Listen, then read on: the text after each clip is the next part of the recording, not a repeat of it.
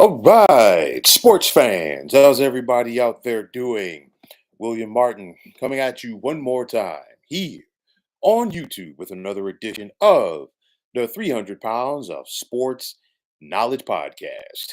Well, I know that the Dodgers and Cubs played their two-game series over in Japan, but for the rest of the Major League Baseball teams, their opening day is going to be this Thursday. And with that said, I've talked about the National League East. I've talked about the National League West, the American League East, and the American League Central. And right now, I'm going to take this time out to talk all things about the National League Central.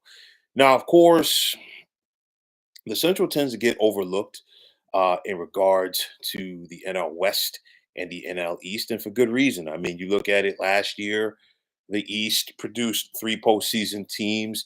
The West produced two, and very easily could have produced three, as the Arizona Diamondbacks finished with the same record as the Atlanta Braves and New York Mets, who were both wild card teams.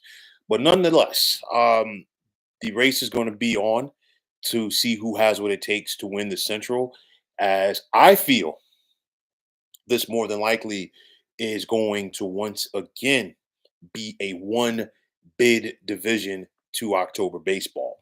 And speaking of the NL Central, I want to start off with the Milwaukee Brewers. And they're important because they've won this division in three of the last 4 years, and they're looking to make it 4 of 5. And as the Brewers are set to take the field this week, they're going to be playing with some heavy hearts, and for good reason, following the passing of their longtime play-by-play announcer, Bob Uecker, who has been associated with this franchise dating back to his playing days in the 1960s.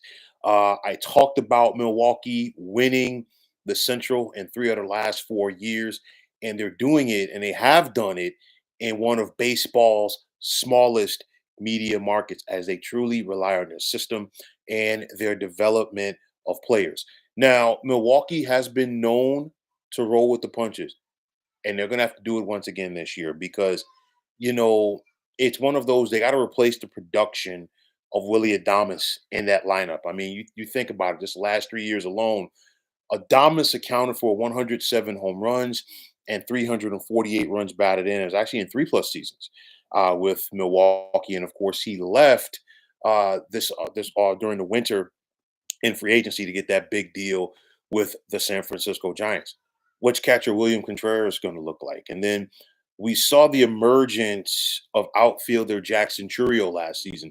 He's going to look to build off of that strong rookie campaign. We saw him hit 279 last year, 21 homers, 79 runs batted in, and 22 stolen bases. He's probably going to have to be more of the guy in this Brewers lineup on a day-to-day basis, especially without Willie Adames. So Christian Yelich, and we're talking about a guy who was an MVP before. Unfortunately, the knee injury has taken away from him. But what is he going to be able to contribute to this team here in 2025?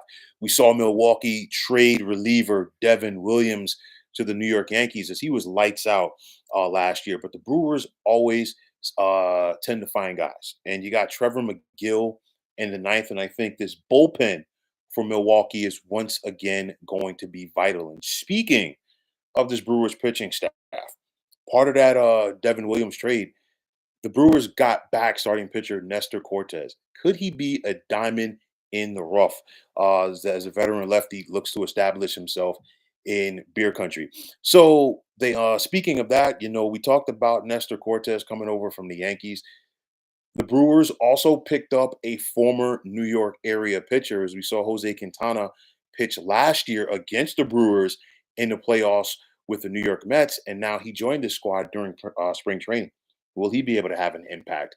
For Pat Murphy, Milwaukee's manager, he's picked up right where Craig Counsell left off from when he left to become manager of the Cubs. And I think Milwaukee's going to be once again in this mix to win the Central. Now, who's going to be there pushing Milwaukee for that top spot? We got to wait and see. But you look at the St. Louis Cardinals, okay, and it's hard to believe, but each of the last 2 years have seen the Cards miss out on the postseason. And of course, they're looking to avoid making it three in a row. Now, this past offseason, St. Louis allowed Paul Goldschmidt to leave in free agency as he joined the Yankees. And you got to wonder if Nolan Arenado is next because there were rumors that both of them could have been moved this offseason. Nolan Arenado is still with St. Louis. You've got veteran catcher Wilson Contreras, but where does the offense, where's it going to come from this year for the Birds? We got to wait and see. And speaking of question marks, what can we expect from St. Louis's starting pitching this year? You've got the likes of veteran Sonny Gray and Miles Mikolas. What's going to happen there? You got Ryan Helsley in the ninth. He's solid, but you got to score some runs to give him the ball with a lead. It's one of those things. Is the Cardinal way a thing of the past? And it just makes you wonder because you think about it, for the bulk of the 2000s and the 2010s, this is St. Louis's division. The Cardinals were consistently in the postseason. They won it in 2000, 2002, 2004, 2005, 2006, 2009, 2013, 2014, 2015, 2019, and last in 2022. So you just have to wonder if Oliver Marmol can get ahead of this thing and get the Cardinals to the postseason this year. Now, teams that are looking to improve off of last year, the Chicago Cubs, because they finished tied with the Cardinals for second place in this division last year, but both of them were 10 full games behind Milwaukee at season's end. So the last 2 years have seen the Cubbies be good enough to finish with a winning record, but not good enough to get to the postseason. Of course, it's year number two for Craig Counsell as the manager of the Cubs, and will he be able to help this team end their playoff drought and get back to the postseason for the first time since 2020? Will the Cubs' offense improve this season? Chicago was 11th in batting average last season and hits as well in the National League. Now, we saw the Cubs, lose Cody Bellinger to the Yankees, but they picked up outfielder Kyle Tucker from the Houston Astros. And of course, they're hopeful that Tucker will provide a spark for this Cubs lineup. He's got a lot of experience, World Series experience. Okay, you got Ian Happ and you got Seiya Suzuki. Okay, in this lineup as well. And of course, if you're Chicago, you're hopeful that Dansby Swanson can be the Dansby Swanson that you paid big money to get him away from the Braves a couple of years ago. Now, the starting pitching for the Cubbies, you look at Shota Imanaga.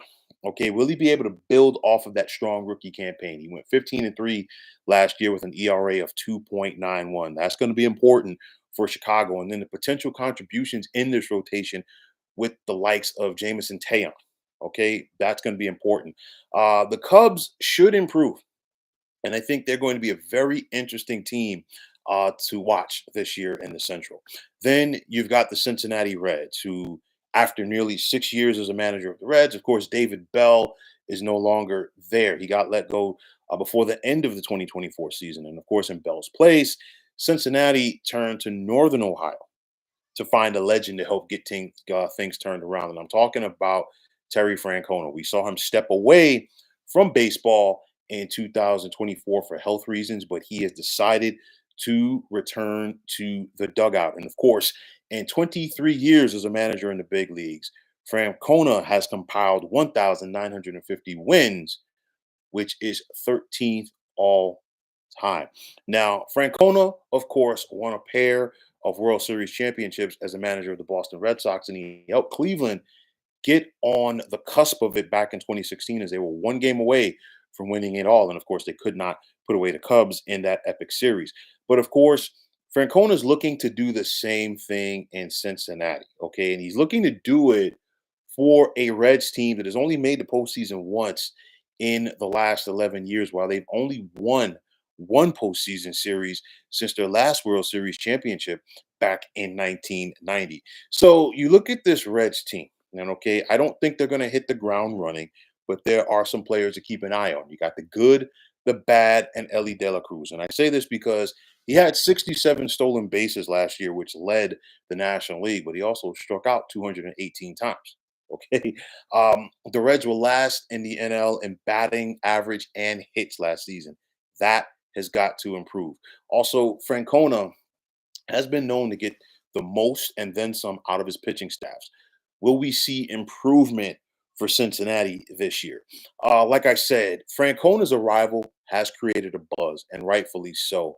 But I do not expect him to be a miracle worker here in 2025. And finally, they're the Pittsburgh Pirates. And of course, when you think about the Pirates, you think about futility, and you just have to wonder if that futility and that frustration is going to continue for them this season. The Pirates have not made the playoffs since 2015, which is also the last time that they finished with a winning record. And to give you an idea of the Pirates' struggles, they are the only team in the National League Central who has never won this division. To give you an idea of that, the Houston Astros have won this division 4 times, and it's been about 10 years since they last played in the National League Central, as they're now in the AL West. But nonetheless, where's the production going to come from for this Pittsburgh lineup? That's the $1 million question right there. You got the likes of Brian Reynolds and O'Neill Cruz, but will it be enough? Other than Paul Scanes possibly winning the Cy Young, is there anything else for the folks in Western Pennsylvania to get excited for this summer? At this point, I'll say Steelers training camp. That's about it. But at the end of the day, it is going to be another long summer in Western PA as far as baseball goes. But looking at this division, I think it's going to come down to the Cubs and the Brewers. It's one of those. I think the Cubs should be improved this year. Will it be enough to overtake the Brewers? We've got to wait and see. And I still like the Brewers to win this division because, like I said, they just simply know how to roll with the punches. They have a system in place to kind of like the Tampa Bay Rays, if you will, of the American League. They just rely on their system and they simply go out there and win it and get it done. This division right here, I would be extremely surprised if we get any team in the Central to win 90 games. I think it's going to be dog eat dog. It's going to be a battle. I really don't think St. Louis is going to put up that much of a fight. They'll probably hover around 500. The Reds will improve. The Pirates will be, bringing up the rear. It's going to be tight between Chicago and Milwaukee. But when it's all said and done, I think the Brew Crew makes it 4 NL Central titles in the last 5 years. But folks, that's going to wrap it up. And as always, I want to take this time out to thank each and every one of you for tuning into the 300 Pounds of Sports Knowledge podcast here on YouTube. And I want to take this time out to thank all of you fine folks out there for tuning in. And if you haven't already, please feel free to subscribe to this channel. Also, if you're on the X, formerly known as Twitter, please feel free to follow me at 300 Pounds of Sports. And like I always say, if you follow me, it will be my pleasure to follow you right back. There's also the sports discussion group on Facebook at the Sports Depot 365. Now you can check it out. Drop a line and be a part of one of the better sports debating sites going on social media. Also, be sure to check out this channel tomorrow as we got 5 down, 1 to go. There's only one more division for me to talk about prior to the start of the full official start of this MLB season, as I'll be discussing all things American League West. But once again, fine folks, my name is William Martin. I'm signing off and I'm saying thanks once again for tuning into the 300 Pounds of Sports Knowledge podcast here on YouTube. Be well, everybody.